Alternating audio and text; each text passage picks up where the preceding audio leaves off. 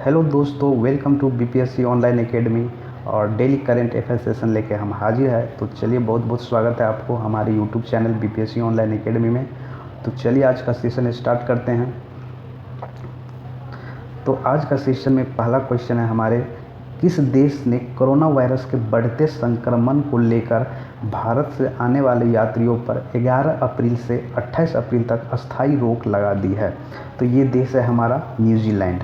अब यहाँ के गवर्नमेंट ने ये फरमान जारी किया है कि 11 अप्रैल से लेकर 28 अप्रैल तक जो इंडिया से न्यूजीलैंड जाने वाले व्यक्ति है उसको अस्थायी रूप से रोक लगा दिया जाए, और जो न्यूजीलैंड के लोग हमारे इंडिया में रहते हैं उनके भी वहाँ आने पर अस्थायी प्रतिबंध लगा दिया गया है। तो ये देश है हमारे कौन? न्यूजीलैंड। अब देखिए न्यूजीलैंड क्या है। न्यूजीलैंड एक आइलैंड कंट्री है और ये लोकेट जो करता है साउथ वेस्टर्न पैसिफिक ओशियन में। इसका जोग्राफिकल प्लेस है और जिसका कैपिटल है वेलिंगटन, और ये दो पार्टों में बटा हुआ है। अगर बात करेंगे तो इस तरह के दो पार्टों में बटा गया है, और यहाँ पे जो इन दोनों पार्ट को बांटने वाली जगह है, एक स्ट्रीट है, एक वाटर चैनल है, जिस वाटर चैनल का नाम है कुक स्ट्रीट। तो cook street separate north and the south New Zealand. ठीक है, चलिए नेक्स्ट लेते हैं। नेक्स्ट है हमारा, टोक्यो ओलंपिक 2021 से हटने वाला पहला देश कौन बन गया है।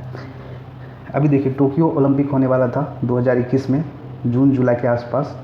तो इससे हटने वाला कोविड-19 का प्रकोप देके हटने वाला पहला देश उत्तर कोरिया बन गया है, जो मे बी स्टार्टेड, ये स्पेलिंग गलती है तो माफ़ कीजिएगा, मे बी स्टार्टेड ये होने वाला था जुलाई 2021 में, और इससे भी पहले ये 2020 में ये इवेंट होने वाला था। ये समर ओलंपिक है जो कोविड-19 के चलते कैंसिल होके न्यू डेट फिक्स हो गया था 2021 के लिए कि जुलाई 2021 में होगा। बट यहाँ फिर कोविड का कहर देख के अब लगता है कि ये कैंसिल कर दिया जाएगा, बट अभी तक कैंसिल ऐसा कुछ अनाउंस नहीं किया है ओलंपिक कमेटी, बट लगता है कि कैंसिल हो जाएगा। तो ओलंपिक क्या है कि इंटरनेशनल स्पोर्ट इवेंट कंडक्ट करवाते हैं, जो अभी समर वाले ओलंपिक जो होने वाला था टोक्यो जापान में होने वाला था, जापान की कैपिटल है टोक्यो। और इंटरनेशनल ओलंपिक कमेटी जिसका हेडक्वार्टर है लॉजेन स्विट्जरलैंड, और इसका जो फॉर्मेशन हुआ था पेरिस फ्रांस में, जो कब हुआ था 23 जून 1894 को पेरिस फ्रांस में हुआ था। तो सबसे पहले हटने वाला देश कौन सा हो गया? उत्तर कोरिया। चलिए नेक्स्ट क्वेश्चन लेते हैं। फुटबॉल को संचालित करने वाली संस्था फीफा ने, फीफा देखिए इसके बारे में हम लोग कल परसों भी देखे थे, फीफा फुटबॉल को संचालित करने वाली संस्था फीफा ने निम्न में से किस देश के फुटबॉल फेडरेशन को सस्पेंड कर दिया गया है। तो वो देश है पाकिस्तान। पाकिस्तान को अभी सस्पेंड कर दिया गया है। मतलब कुछ ऐसा था जो उस फेडरेशन के लॉ में मैच नहीं कर रहा था, जिसके चलते इसको पाकिस्तान को बैन करना पड़ा। तो फीफा का फुल फॉर्म होता है federation international D football association. यहाँ इंटरनेशनल का स्पेलिंग सुधार लीजिएगा आप लोग। तो इसका फुल फॉर्म हो गया federation international D football association. ये इंटरनेशनल लेवल पर फुटबॉल का एक एसोसिएशन है जो बना था 21 मई 1904 को पेरिस फ्रांस में, और इसका जो हेडक्वार्टर है जूरिक स्विट्जरलैंड में इसका हेडक्वार्टर है। चलिए आगे बढ़ते हैं। आगे है, किस राज्य सरकार ने सरकारी नौकरी में EWS कैटेगरी के पुरुष उम्मीदवार को 5 वर्ष एवं महिला उम्मीदवार को 10 वर्ष, पुरुष को कितने 5 वर्ष और महिला को 10 वर्ष छूट देने की घोषणा की है। किस कैटेगरी के लोग को? EWS मतलब जो इकोनॉमिकल वीकर सेक्शन के लोग हैं और इकोनॉमिकल बैकवर्ड है इंडिया में, या फिर जो राजस्थान से बिलोंग करते हैं इसे EWS कैटेगरी, तो उसको छूट मिलेगी। मतलब वो ऐसे आदमी जो जनरल कैटेगरी में आते हैं और जिसका annual income less than 8 lakh है, उसको EWS सेक्शन में रखा गया है। तो ये अभी घोषणा किया राज्य सरकार कि जो पुरुष उम्मीदवार है उसको 5 साल की छूट मिलेगी, और जो महिला उम्मीदवार है उसको 10 साल का छूट दिया जाएगा। तो ये सरकार कौन सा है? राजस्थान। चलिए नेक्स्ट लेते हैं। 21 मार्च को अंतर्राष्ट्रीय नक्सलीय भेदभाव उन्मूलन दिवस मनाया जाता है अंतर्राष्ट्रीय लेवल पे। 21 मार्च को याद रखिएगा, कौन सा डे? अंतर्राष्ट्रीय नस्लीय भेदभाव उन्मूलन, मतलब छुआछूत वाली बात है। ठीक है, नेक्स्ट लेते हैं।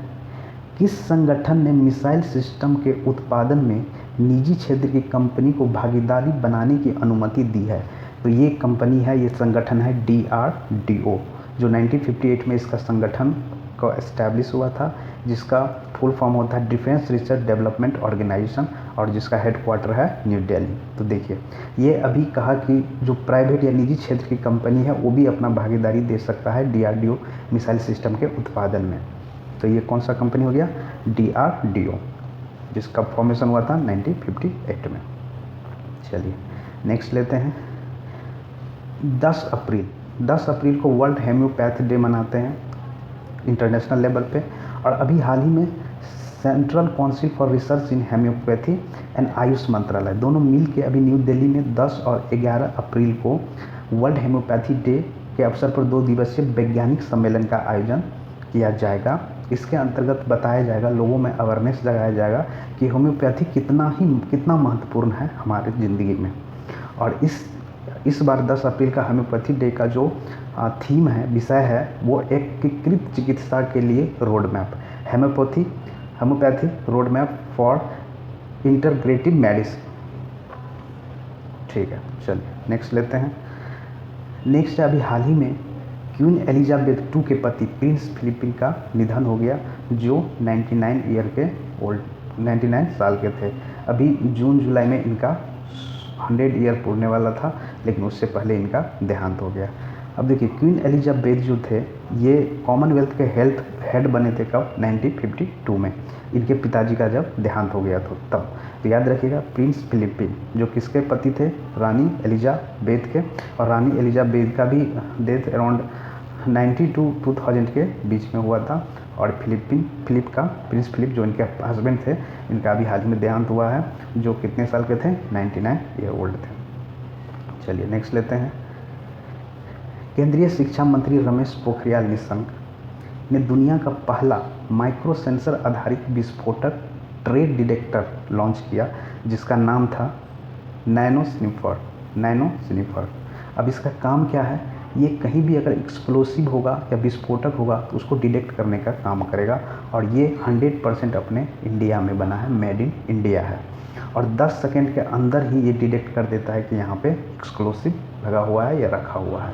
ये जो बनाया गया है IIT बम्बई इनको बनाया है, और 100% क्या है? Made in India. नाम क्या है? याद रखिएगा, नैनो स्निफर। क्या करता है? विस्फोटक को डिटेक्ट करता है विदिन 10 सेकेंड में। चलिए नेक्स्ट लेते हैं।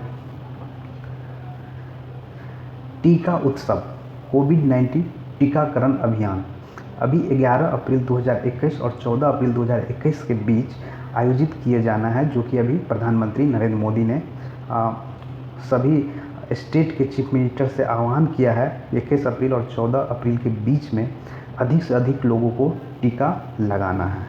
और अभी जो टीका लगाने की बात है तो सबसे ज़्यादा टीका महाराष्ट्र में लगा है, फिर राजस्थान में लगा है, फिर गुजरात में लगा है। और ये 2 मेडिसिन है जो हमारे इंडिया में बना है कोविड से लड़ने की टीका, जिसका नाम है कोवैक्सीन और कोविशील्ड। ये याद रखें, कोवैक्सीन और कोविशील्ड 2 कोविड के टीका है और वर्तमान में भारत में बने हैं। अभी तक मेडिकल डिप्लोमेसी के तहत 84 देशों को टीका भिजवा चुके हैं, जो 64 मिलियन खुराक भेज चुकी है दूसरे देशों को।